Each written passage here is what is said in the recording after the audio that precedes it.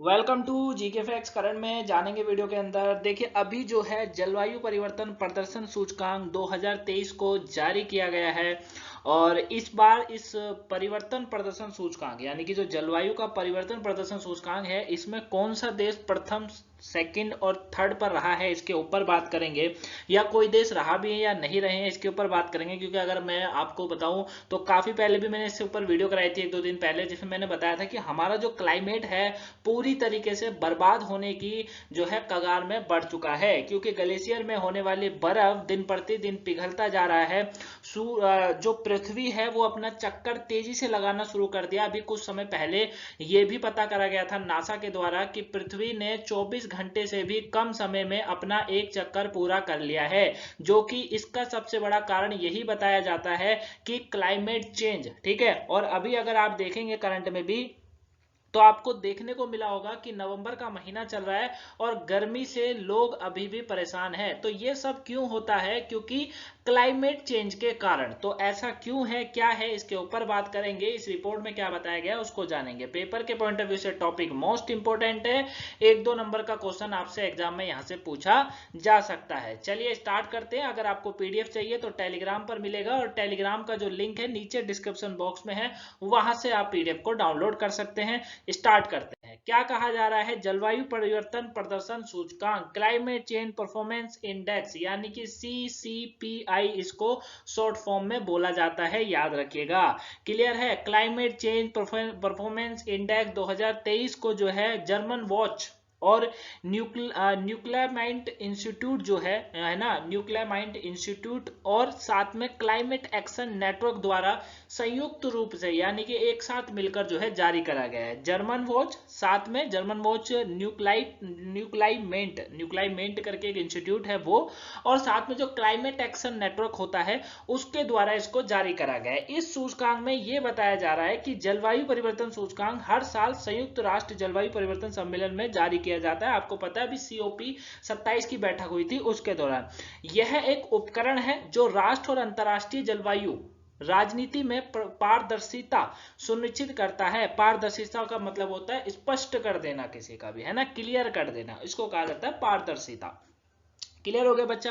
तो यह एक ऐसा उपकरण है जो राष्ट्रीय और अंतरराष्ट्रीय जलवायु राजनीति में पारदर्शिता सुनिश्चित करता है। 2005 से यह बताया जा रहा है कि इसने देशों के जलवायु संरक्षण प्रदर्शन का मानकीकृत मूल्यांकन जो है प्रदान किया है। मूल्यांकन क्या करा है? प्रदान किया है। यह वर्तमान में पेरिस समझौते द्वारा निर्धारित लक्ष्यों की दिशा में देशों को प्रगति को ट्रैक करता है, देखता है कि कौन सा देश कितनी तेजी से प्रगति कर रहा है, क्लाइमेट पे ध्यान दिया जा रहा है या नहीं दिया जा रहा है, इसके ऊपर इसमें चर्चा होती है। क्लियर है? अब इसमें ये क्या रहा, देखिए इसमें क्या कहा जा रहा है कि ये जो है 59 देशों और यूरोपीय संघ के पर्यावरण प्रदर्शन की तुलना करने के लिए एक मानक ढांचे का उपयोग करता है, जो कि एक साथ वैश्विक ग्रीन हाउस गैस उत्सर्जन को 92% हिस्सा है।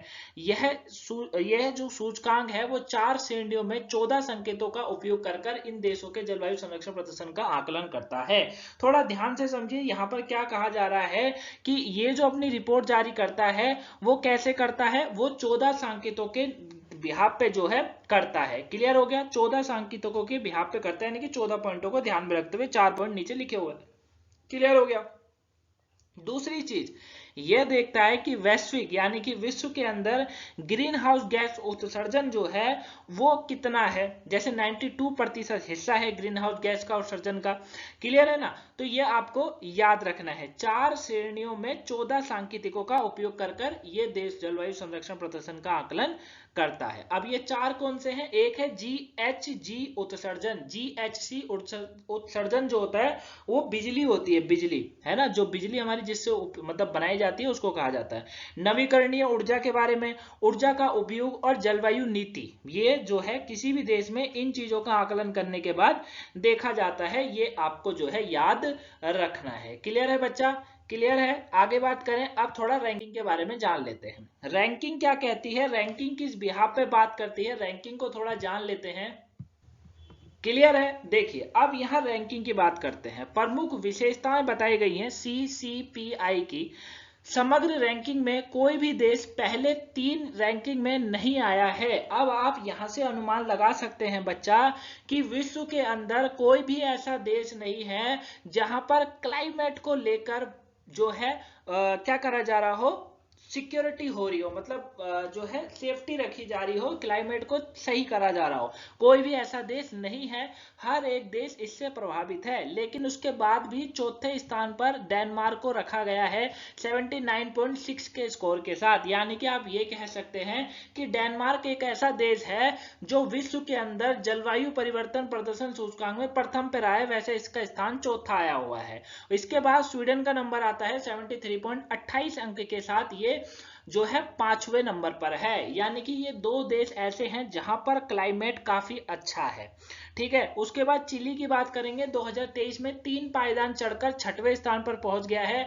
इसने केवल ऊर्जा उपयोग श्रेणी में कम रेटिंग और जलवायु नीति में मध्यम रेटिंग प्राप्त की है, और अक्षय ऊर्जा और GHG उत्सर्जन क्रम से उच्च और बहुत उच्च रेटिंग प्राप्त करी है। ठीक है, रूस सबसे खराब प्रदर्शन करने वालों में से एक है, क्योंकि यह मुख्य रूप से ऊर्जा के स्रोत के रूप में जीवाश्म ईंधन पर निर्भर है और नवीकरणीय स्रोत से अपनी ऊर्जा का लगभग 3% ही प्राप्त करता है। यूक्रेन पर रूस के आक्रमण के कारण वैश्विक ऊर्जा संकट ने वैश्विक जलवायु क्रियाओं को कमजोर कर दिया है, क्योंकि जीवाश्म ईंधन पर अगर कोई भी देश निर्भर होता है तो आप समझ सकते हैं कि वो देश क्लाइमेट वहां पर बिल्कुल खराब है, प्राकृतिक पर्यावरण बिल्कुल भी नहीं है। क्लियर है बच्चा। उसके बाद यहां पर एक लाइन और है कि सूचकांक के पिछले संस्करण के तुलना में भारत 67.35 अंक के स्कोर के साथ 8वें पर है। यानी कि हमारे यहां पर भी कहीं ना कहीं जलवायु पर ध्यान एकत्रित करा जा रहा है, ध्यान दिया जा रहा है, और क्लाइमेट को अच्छे से अच्छा करने पर उतारू है भारत। वही 2022-21 में भारत 10वें स्थान पर रहा और 2020 में 9वीं रैंक पर था भारत, अभी जो है 8वीं रैंक पर है, तो काफी अच्छी बात है।